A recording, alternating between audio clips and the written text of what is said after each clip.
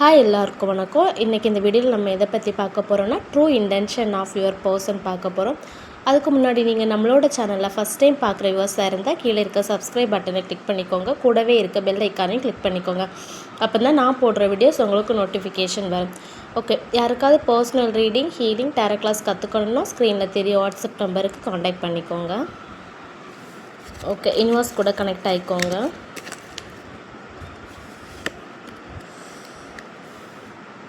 Ace of Wands.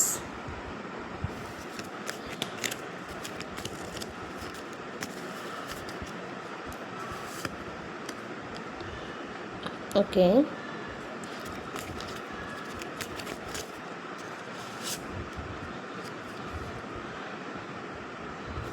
Okay.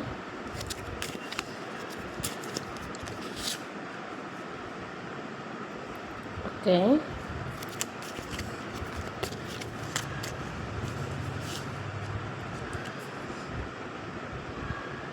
Okay.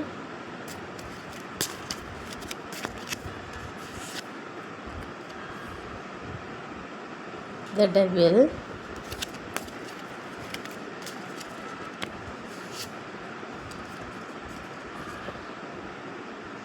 Okay.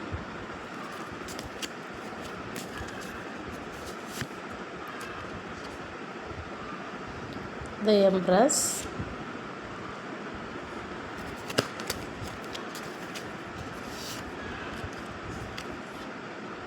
Justice.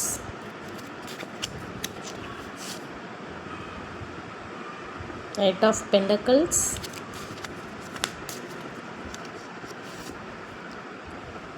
The Hermit.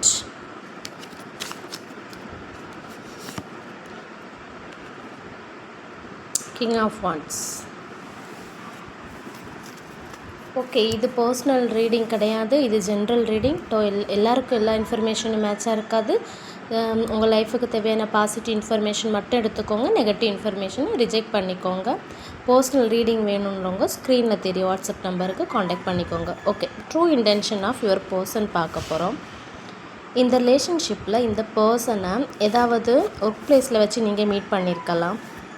இந்த ரிலேஷன்ஷிப்பில் ஒரு தேர்ட் பார்ட்டி சிச்சுவேஷன் கண்டிப்பாக இருக்குது. தேர்ட் பார்ட்டி இந்த பர்சனோட ஃப்ரெண்ட்ஸாக இருக்கலாம். ஓகே, இந்த தேர்ட் பார்ட்டி ரெண்டு பேருக்கும் தெரிஞ்ச பர்சனாகவும் இருக்கலாம். இந்த ரிலேஷன்ஷிப்பில் ரெண்டு பேருக்கும் நிறைய டிஃப்ரென்சஸ் இருக்கிற மாதிரி தெரியுது. ஓகே, தேர்ட் பார்ட்டி பேச்சை கேட்டுட்டு தான் இந்த பர்சன் இந்த ரிலேஷன்ஷிப்பில் ஒரு ட்ராமா க்ரியேட் பண்ணியிருக்கலாம். இந்த தேர்ட் பார்ட்டி இந்த பர்சன்கிட்ட உங்களுக்குள்ள நிறைய டிஃப்ரென்சஸ் இருக்குது, உங்களுக்கு செட் ஆகாது அப்படின்னு ஒரு நெகட்டிவிட்டி ஸ்ப்ரெட் பண்ணியிருக்கலாம்.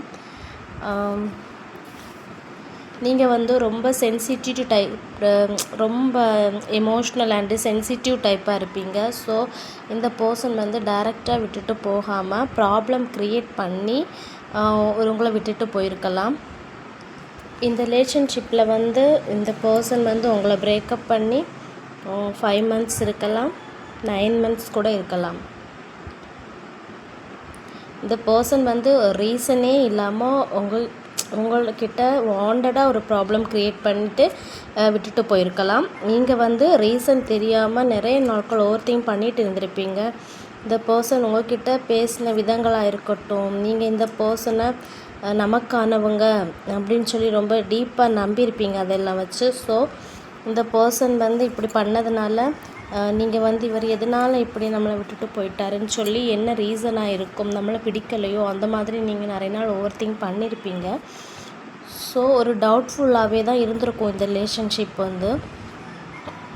ஆனால் நீங்கள் ரொம்ப ஃபீல் பண்ணியிருக்கீங்க, நம்ம உண்மையாக தானே இருந்தோம், நம்ம எந்த தப்பும் பண்ணலையே, பின்னையே இந்த பர்சன் நம்மளை இப்படி பிஹேவ் பண்ணுறாங்க நம்மக்கிட்ட அப்படின்னு நீங்கள் ஓவர் திங்க் பண்ணியிருக்கீங்க.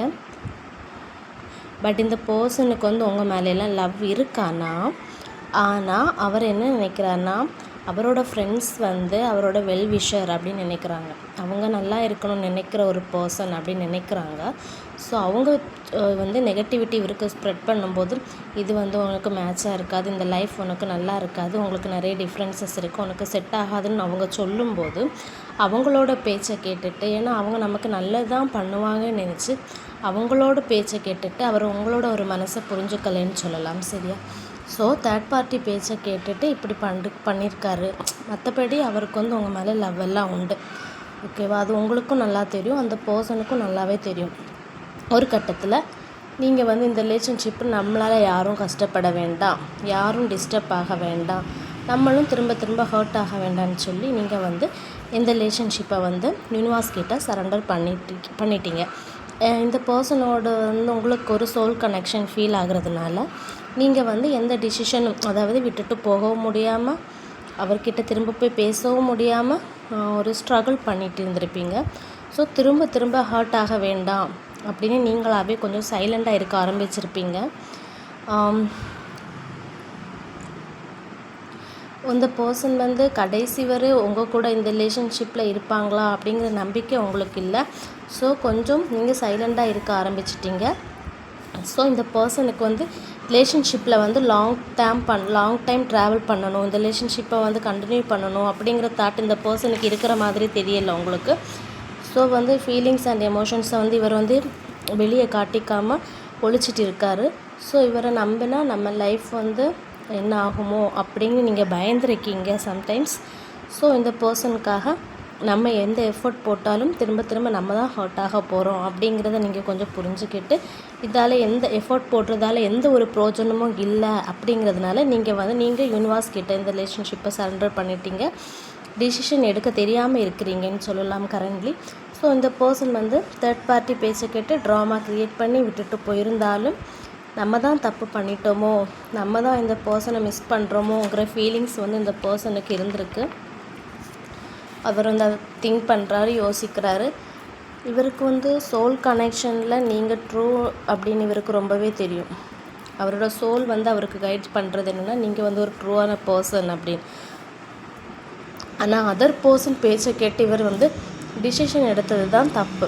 இப்போது எல்லாருமே செல்ஃபிஷாக தான் இருக்காங்கங்கிறத அவர் ரியலைஸ் பண்ணிட்டாங்க. ஃப்ரெண்டு யார் நம்ம வெல் விஷர் நினச்சோமோ, நம்ம நல்லா இருப்பாங்கன்னு நினச்சி நமக்காக சொல்கிறாங்கன்னு நினச்சோமோ, அவங்க வந்து அவங்களோட விஷயங்களில் வந்து செல்ஃபிஷாக தான் இருக்காங்கிறத இவர் வந்து ரியலைஸ் பண்ணிட்டார். ஸோ இவர் ரொம்ப ஃபீல் பண்ணுறாரு கரண்ட்லி. உங்கள் கூட ஒரு கனெக்ஷன் ஃபீல் ஆகிட்டு இருக்குன்னு அவருக்கு வந்து எப்போவுமே தோணிட்டு இருக்கும். ஸோ இவர் வேறு ரிலேஷன்ஷிப்பில் என்ட்ரானால் ஒருவேளை உங்களை மறந்துடலான்னு சொல்லி ட்ரை பண்ணியிருப்பார். பட் அப்படி அது முடியலை, அது நடக்கலைன்னு சொல்லலாம். உங்களோட தாட்ஸ் அண்ட் ஃபீலிங்ஸ் இவருக்கு வந்து அதிகமாக இருந்திருக்கு. ஸோ ரொம்ப ஸ்ட்ரெஸ்ஸாகவும் டிப்ரெஷனாகவும் தான் இருக்கார் கரண்ட்லி. இவர் வந்து உங்ககிட்ட வந்து ஒரு சாரி கேட்கணும் அப்படின்னு வந்து இவர் வந்து இவரோட இன்டென்ஷன் இருக்குது மைண்டில். இவர் உங்ககிட்ட கண்டிப்பாக ஒரு சாரி கேட்கணும்னு நினைக்கிறாரு. அவரோட தப்பை அவர் ரியலைஸ் பண்ணிட்டார். அதுக்காக ரொம்ப கில்ட்டாகவும் ஃபீல் பண்ணுறாரு. ஏன்னா ஒரு பர்சன் மேலே தப்பே இல்லாத பர்சன் மேலே நம்ம ரீசன் க்ரியேட் பண்ணி நம்ம ஃப்ரெண்டு பேச்சு கேட்டு இப்படி பண்ணிட்டோமேங்கிறதுனால அவர் ரொம்ப கில்ட்டாக ஃபீல் பண்ணுறாரு. ஸோ ஆனால் அவர் வந்து அவரோட எனர்ஜி எப்படி காமிக்குதுன்னா, அவர் இப்போவும் உங்களுக்காக வெயிட்டிங் பண்ணிகிட்டு இருக்காருன்னு தான் சொல்லலாம். வெயிட்டிங் எனர்ஜி காமிக்குது.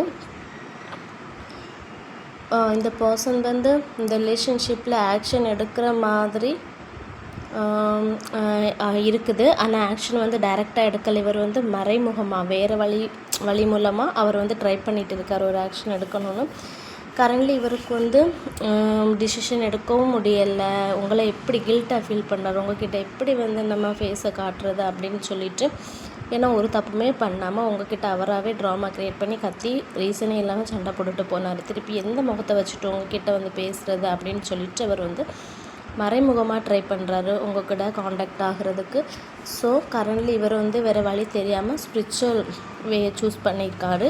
ஸ்பிரிச்சுவல் அவேக்கனிங் இவருக்கு நடந்துகிட்ருக்குன்னு சொல்லலாம். ஒரு அவேர்னஸோடு தான் இருக்கார், ஒரு ஸ்பிரிச்சுவல் அவேர்னஸோடு தான் இருக்கார். நம்ம இனி எடுக்கிறது வந்து ஒரு ஸ்ட்ராங்கான டிசிஷன் எடுக்கணும், தப்பான டிசிஷன் எடுக்கக்கூடாது அப்படின்னு சொல்லிட்டு.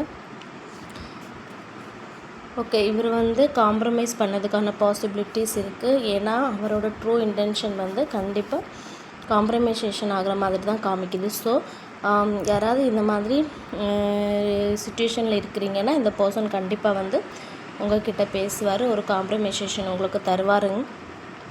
Okay okay. Any important letters பார்க்கலாம்.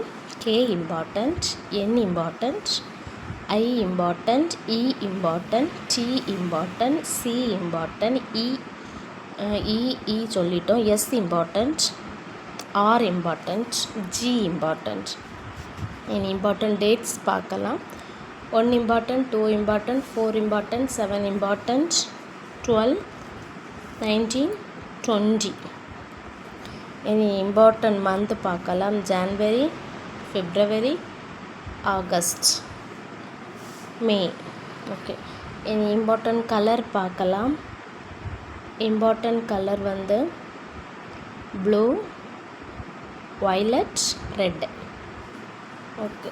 எனி இம்பார்ட்டண்ட் ஏஞ்சல் நம்பர் பார்க்கலாம். 777 யாரெல்லாம் பார்க்குறீங்களோ ஷுவராக அவங்களுக்கு இந்த வீடியோ ரெசனேட் ஆகலாம். இம்பார்ட்டண்ட் ஏஜ் பார்க்கலாம். Important age 20, 25, 36, 38, 45. Okay, thank you.